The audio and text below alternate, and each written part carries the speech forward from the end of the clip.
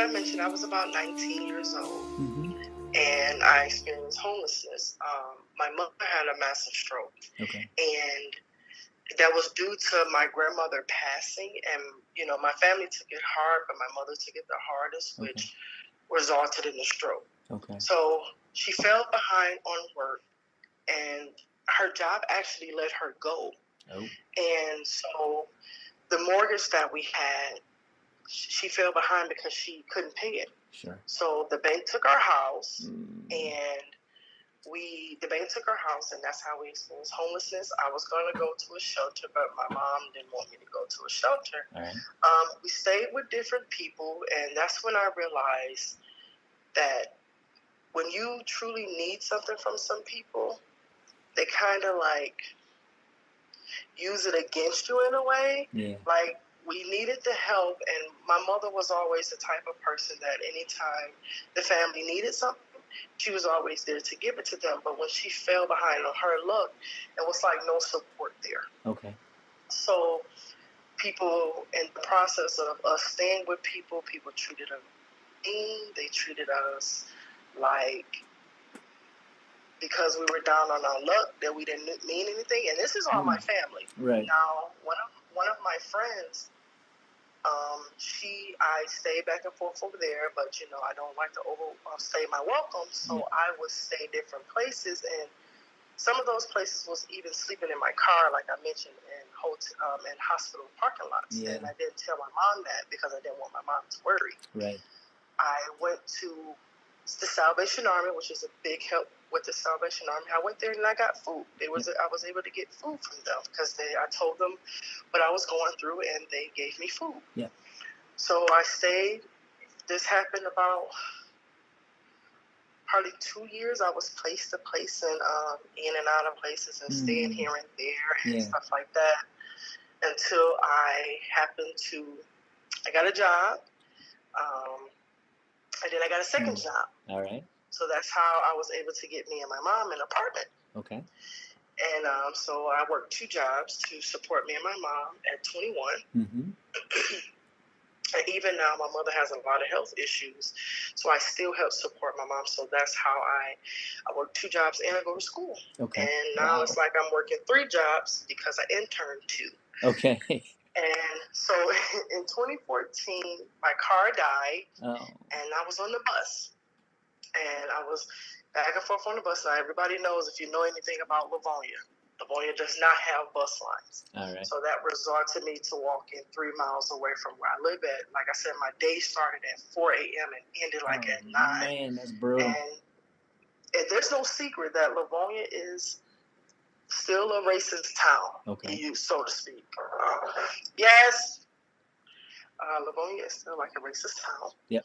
And so I remember walking at 4 o'clock in the morning, and this white man was yelling when I was walking, and it's like he almost ran me off the road. I had to get far away because it's like he was really like almost on the sidewalk. And this was like 4 o'clock in the morning. There's no cars out. There's just me. So I experienced that. So I was scared a lot because when I got up to go to school, it was dark. When I came home, it was dark, and I had to walk from the bus stop. And many days I did that alone. And so I would try to call people for them to stay on the phone with me and things like that because it was really scary. After that experience happened, that was really, really scary for me. Life is hard because, like I said, I'm still a young person. Right. I help support my mom, and I always will help support my mom if she needs it. It's just, it's difficult. It's been many times that I wanted to drop out of school. Many times I just got overwhelmed with life. Yeah. And that's one of the things that I told Manville. It's hard to come here every day because it's like I don't barely get no sleep. I probably get 4 hours of sleep a day. All right. Because I know that if I don't work, I'll be homeless. Right. And that's just the reality. Right. So I do all I can. And on top of that, I pay for school out of pocket because I don't want to be so much in debt. Right. So I work long hours, sleep less, and go to school. And I just do my best. I'm trying not to cry because I get emotional when I speak about it. Yes. But I'm thankful, but life can be difficult and overwhelming. It can, but you're juggling and you're handling so much. You're being so strong for yourself and for your mom. That makes a difference. Yes. And yes. so you, I think you've chosen to go into social work, right? Yes, and that's one of the things that I try my best to give back. I have pictures if you want that.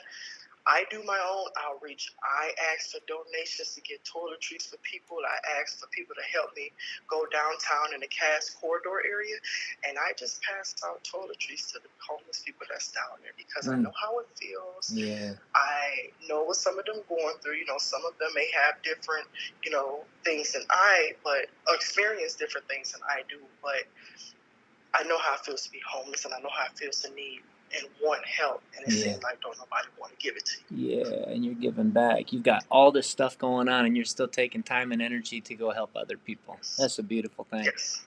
Yes. Thank you for that. So I picked social work because I do want it.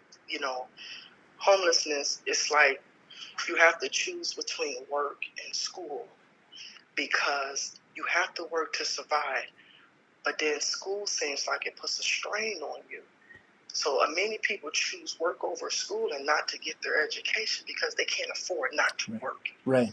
And that's one thing I told Manville that I was worried about. I said, I'm worried about interning because I cannot quit my job because I'll be homeless. And I've been homeless before, and I'm not doing that again. Yep. Yeah. You're being strong.